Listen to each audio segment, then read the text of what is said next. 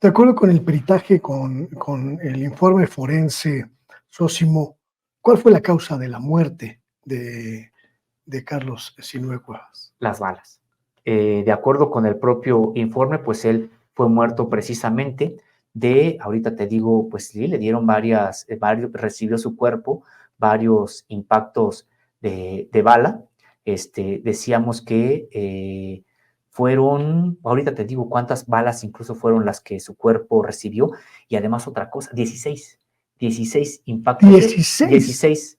16. O sea, 16 balazos. 16 balazos y algo más de armas cortas de uso exclusivo de las Fuerzas Armadas, calibres .45 y 9 milímetros. Es que, a ver,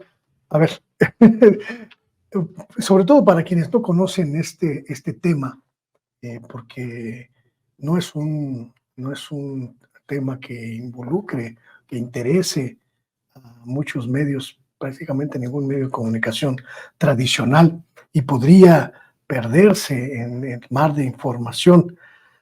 Un joven estudiante, un joven tesista de la UNAM, es asesinado de 16 balazos. 16 balazos. Y presumiblemente hay ahí una policía, una patrulla de la policía capitalina atestiguando el crimen, y aparece un integrante del ejército mexicano a tomar nota del asunto. 16 balas es ya simple y sencillamente, pues, completamente alejado de cualquier delito común. Si hubiese sido un asalto, pues no te dan 16 balazos. Así es, y luego, Luis Guillermo, hay quienes han tratado decíamos, incluso ensuciar la memoria de Carlos Sinue y tratar de decir que es que probablemente estaba en el asunto de venta de drogas, Una etcétera. narcoejecución. Así es, pues para nada tampoco, porque de entrada nunca se acreditó, claro, ni mucho menos que Carlos Sinue tuviera algo que ver con la venta de drogas en la UNAM, que sabemos que existe, pero está en otros ámbitos, claro, que también tiene responsabilidad de la autoridad. O habría sido muy fácil identificarlo como un dealer, así es, como un vendedor. Así es, ¿no? Así es. Entonces, esto ha quedado, pues sí, totalmente descartado. No hay ningún tipo de indicio de que él tuviera algún tipo de actividad en ese sentido.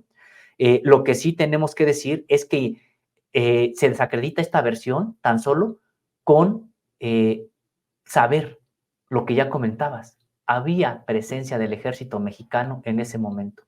Había presencia de inteligencia policial en ese momento.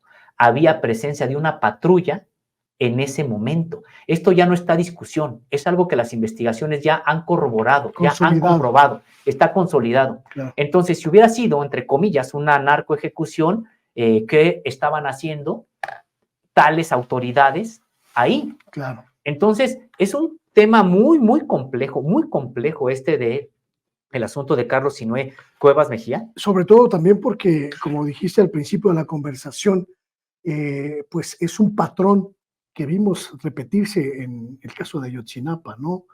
Las autoridades encargadas de la investigación, las autoridades que tendrían que seguir los pasos, pues, precisos para que el curso de la investigación fuera absolutamente intachable, pues son las principales responsables de desviar, de ocultar o de no hacer, de omitir pasos, ¿no? Sí, de las primeras documentos que se perdieron, todo un expediente, incluso con grabaciones, se perdieron supuestamente por una inundación en la Secretaría de Seguridad Pública cuando estaba allá esta área, en el piso 11, me parece que es piso 11 de esta oficina que tenían allá en la glorieta de Insurgentes. Ujú. Cómo una inundación ahí iba a prácticamente echar a perder supuestamente estos documentos. Entonces, hemos visto sustracción en todo este proceso de documentos que se pierden, grabaciones que se dañan.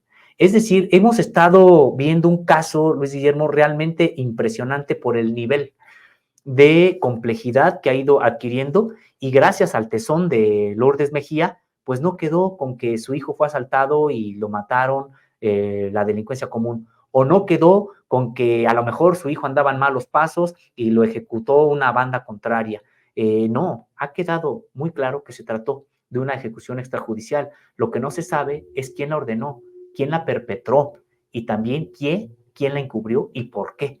Me parece que incluso el propio personaje, Carlos Sinué Cuevas Mejía, pues adquiere otra dimensión, porque no sabemos a razón de qué fue pues ejecutado, por a quién molestaba a su propia actividad de activista, y también de activista que era político, pero tenía una vertiente muy cultural, lo que él hacía, es decir, no solamente era el mitin y la arenga, etcétera, que es muy válido y está bien que así sea, por supuesto, en el activismo estudiantil y todo esto, sino que además iba a tocar y llevaba grupos de músicos también y que participaban, etcétera.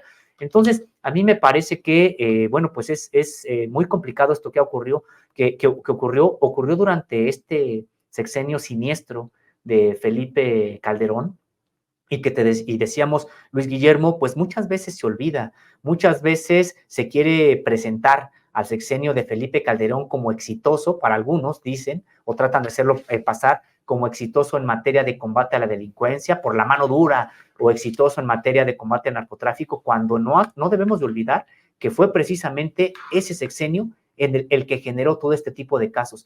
Y así como está este de Carlos Sinué, están otros, incluso de estudiantes, mujeres universitarias que al día de hoy no aparecen y que, por ejemplo, salieron de la Biblioteca Central y hasta la fecha, tantos años después, siguen sin aparecer. Muchas cosas estaban ocurriendo en este tiempo en Ciudad Universitaria y el caso de Carlos Sinué Cuevas Mejía es prueba de ello.